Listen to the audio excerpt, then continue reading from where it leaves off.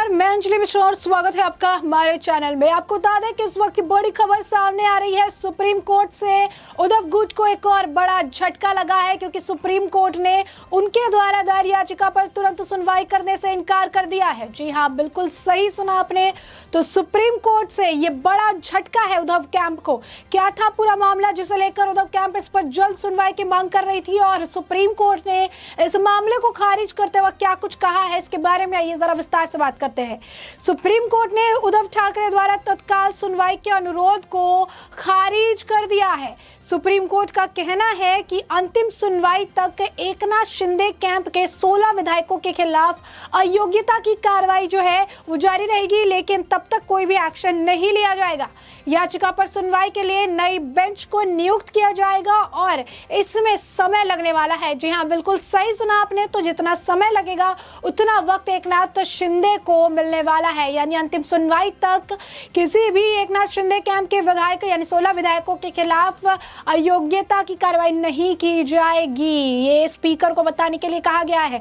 तो देख सकते हैं इस वक्त ये बड़ा झटका है, जिसको लेकर लगातार सुप्रीम कोर्ट का दरवाजा खटखटाती नजर आ रही थी उद्धव ठाकरे। तो महाराष्ट्र में विधायकों की अयोग्यता के मामले में सुप्रीम कोर्ट में आज सुनवाई हुई। इस दौरान वकील कपिल सिब्बल ने कोर्ट में कहा कि कल अयोग्यता का मामला विधानसभा में सुना जाएगा।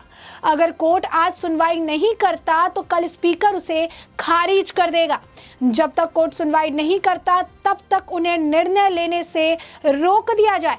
इस पर chief justice of India MV Raman ने कहा कि स्पीकर को यह सूचित किया जाए कि वो अभी फैसला बिल्कुल भी ना ले। हालांकि उन्होंने कहा कि यह समय लेने वाला मामला है, बेंच का गठन तुरंत नहीं हो सकता।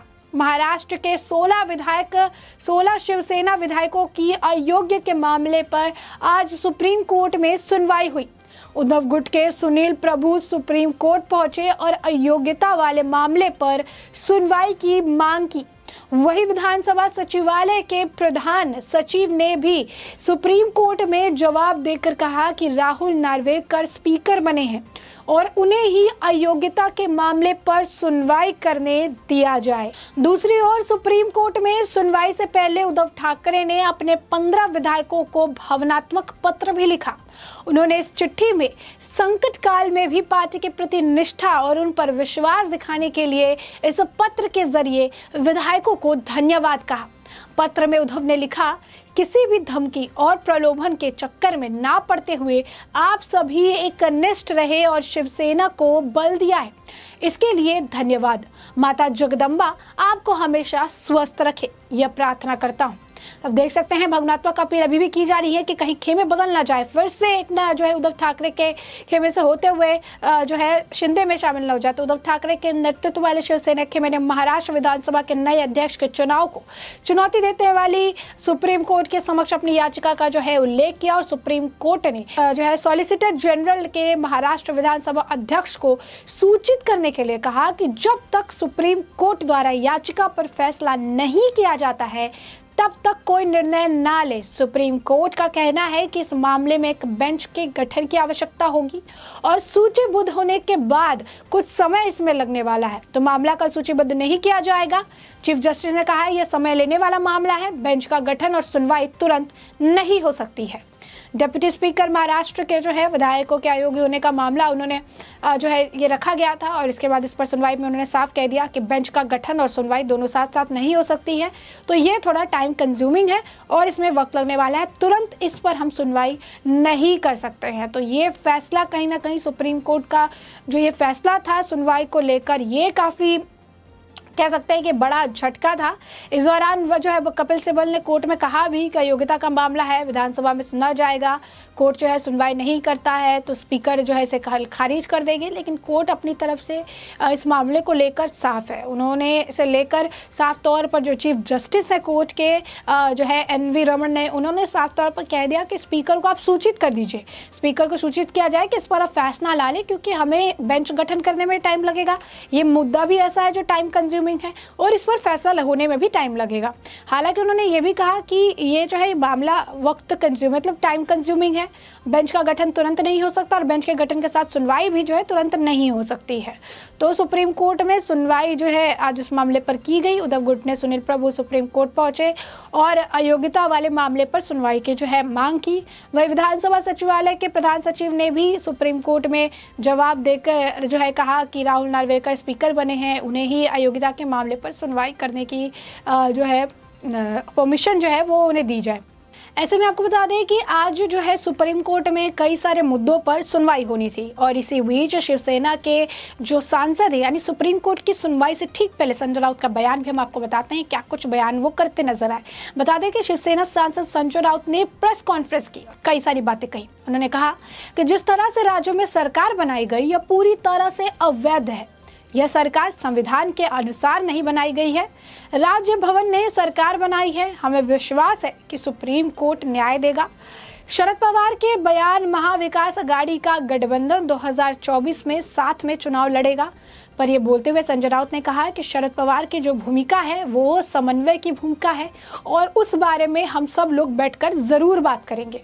आगे राउत ने कहा कि जिस तरह से महाराष्ट्र में एक सरकार को थोपा वह पूरी तरह से अवैध है।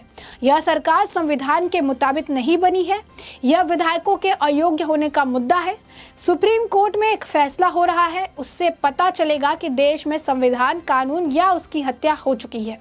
कुछ लोग कह रहे हैं कि सुप्रीम कोर्ट का फैसला हमारे हित में होगा। मैं उनसे पूछ रहा हूं कि सुप्रीम कोर्ट क्या उनके जेब में है।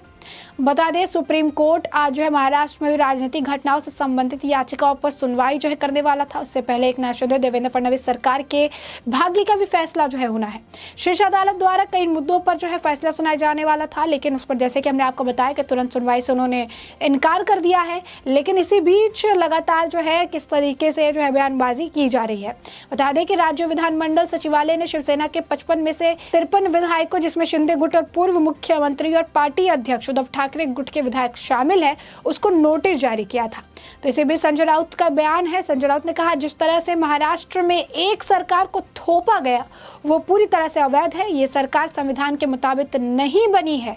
ये विधायकों के अयोग्य होने का मुद्दा है। सुप्रीम कोर्ट में एक फैसला हो रहा है, उससे पता चलेगा कि देश में संविधान कानून या उसकी हत्या हो चुकी है। बता दें कि इससे ठीक पहले अगर हम आपको बताएं तो उद्धव ठाकरे का भी बयान था। उद्धव ठाकरे ने भी ये कहा था कि सुप्रीम कोर्ट में जो फैसला होगा वो सिर्फ महाराष्ट्र नहीं भारत में लोकतंत्र के भविष्य को भी तय करेगा। तो साफ तौर पर देखिए उद्धव ठाकरे भी लगातार जो है क्योंकि सुप्रीम कोर्ट सबसे ऊपर कोर्ट है, इस पर किसी तरीके का कोई प्रेशर नहीं बनाया जा सकता, लेकिन इसके बावजूद जो है बयानबाजी लगातार जारी है कि लगातार ये कहा जा रहा है लोकतंत्र की हत्या हुई है, संविधान की हत्या हुई है। और ये एक के बाद एक आपको बता दें कि एक रो में ये जो बयानबाजी है ये चल रही है। स्टार्ट उद्धव ठाकरे ने किया, आदित्य ठाकरे भी कह रहे थे, पवार भी कह रहे थे और अब संजय राउत भी यही बात कह रहे हैं कि सुप्रीम कोर्ट का जो फैसला है वो निर्णायक होने वाला है। सुप्रीम कोर्ट के फैसले से ही पता चलेगा कि कानून व्यवस्था लोकतंत्र और संविधान के हिसाब से आज के वक्त में चलती है चीजें या फिर किसी भी सरकार को थोपा जा सकता है।